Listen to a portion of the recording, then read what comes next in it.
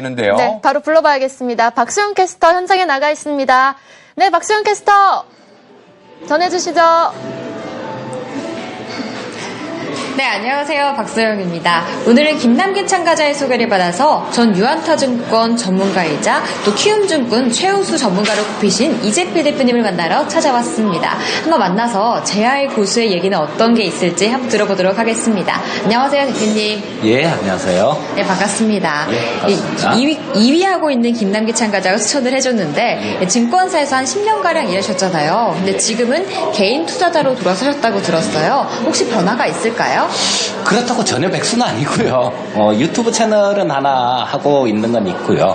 근데 아무래도 무엇보다도 달라진 점이라면 뭔가 어딘가에 집중할 수 있다라는 거, 그런 게 달라졌다고 볼 수 있을 것 같아요.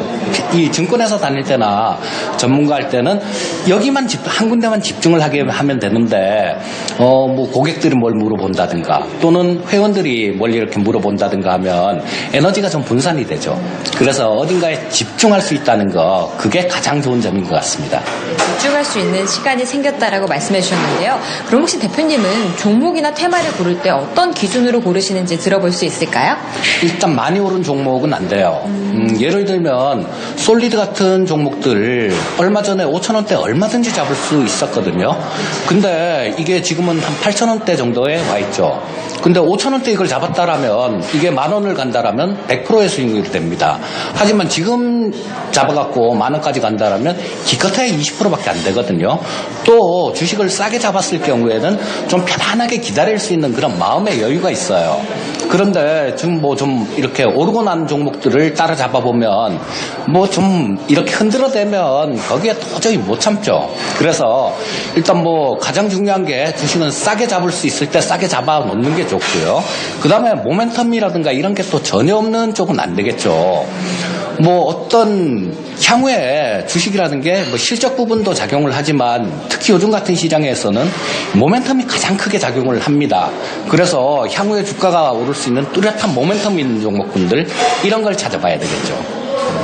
네, 너무 많이 오른 종목보다는 조금 더 오를 수 있는 모멘텀이 있는 종목들을 눈여겨보자라고 하셨는데요.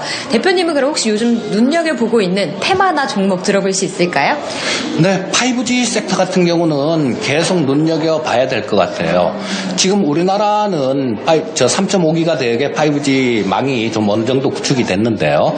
미국 쪽이 투자가 돼야 될 거고 일본도 투자가 돼야 될 거고 또 중국 쪽도 투자가 돼야 될 겁니다. 그런데 우리나라 이 3.5기가 대역이 어느 정도 깔려 있다고 하더라도요, 이건 극히 초보적인 수준이에요. 이 5G 대역이 3.5기가 대역이 있고 28기가 대역이 있는데 이 진정한 5G, 그러니까 우리가 생각하는 뭐 사물 인터넷이라든가 뭐 자율주행 막 이런 것들, 스마트 시티 이런 것들을 구현되기 위해서는 28기가 대역으로 가야 됩니다. 그러니까 뭐 이제 조금 투자됐다고 해서 뭐 5G 쪽이 끝났다 뭐 이렇게 보는 거는 어불성설이고요. 그래서 향후에 모멘텀이 있는, 이왕이면 28기가 대역에서 잘 적응할 수 있는 그런 종목을 찾아보면 굉장히 좋을 것 같고요. 또 한 가지는 풍력 관련되는 특히 해상 풍력 쪽을 좀 보고 있는데요. 이게 뭐냐면 문 대통령께서 지난주 토요일 날 그 해상 풍력 연구센터를 가셨어요. 방문을 하셔서 뭐 이런 영상들을 저도 좀 봤는데, 자, 우리나라에 지금 저 12기가 정도면 세계 5위 정도 수준인데요. 5년 안에 그 12기가 정도의 좀 해상 풍력으로 전기를 생산할 수 있는 그런 설비를 갖추겠다라는 말씀을 하셨고요. 또 유럽 쪽도 마찬가지입니다. 얼마 전에 그린 수소 관련해서 그런 정책을 발표하면서 이 물을 전기로 분해해서 수소를 만드는 걸 수전의 방식이라고 하는데요. 거기에 쓰이는 전기를 해상 풍력에서 얻겠다라는 그런 발표를 냈어요. 뭐 그러자면 지금 현재 유럽 쪽에서 지난 15년간 투자가 된 게 한 24기가와트 정도, 그 정도가 투자가 됐거든요. 그런데 향후 10년 내에 80기가를 더 만든다라고 했어요. 엄청난 숫자죠. 그리고 또 이거는 수소를 만드는 데만 그 정도니까 뭐 100기가 정도의 투자는 되지 않을까 싶은 생각이 들고요.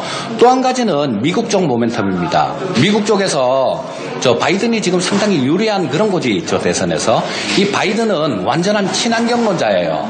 바이든은 항상 하는 얘기가 2050년까지 내가 대통령이 되면 2050년까지 미국은 화석연료를 하나도 사용하지 않는 그런 나라로 만들겠다라는 얘기를 했고요.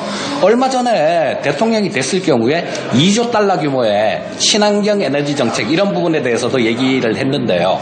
여기서도 해상풍력이 주가 될 겁니다. 왜냐하면 이 기가와트 단위의 저거를 만들 때는, 전기를 만들 때는 해상풍력이 가장 적절한 거니까요. 뭐 그거 외에는 또 대북 관련주들, 남북 경협주들 좀 눈여겨보고 있습니다. 뭐 종목으로는 들어볼 수 없을까요?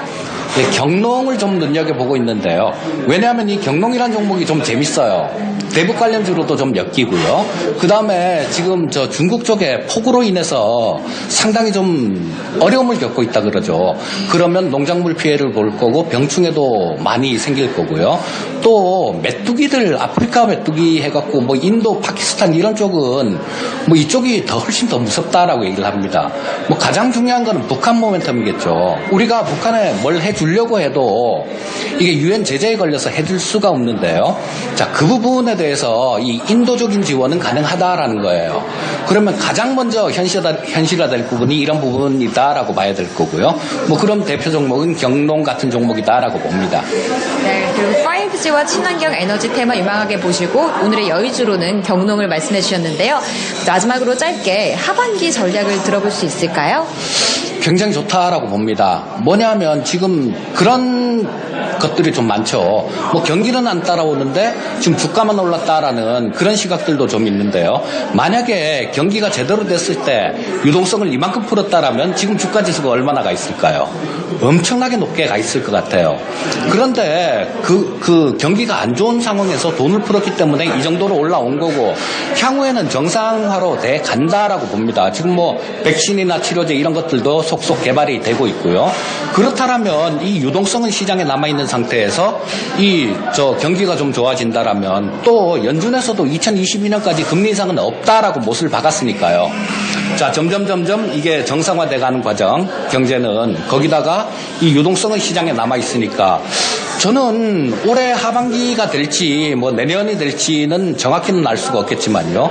2018년도의 고점 2600포인트 좀 넘겼었죠. 그것도 훌쩍 뛰어넘어서 갈 수 있다라고 봅니다.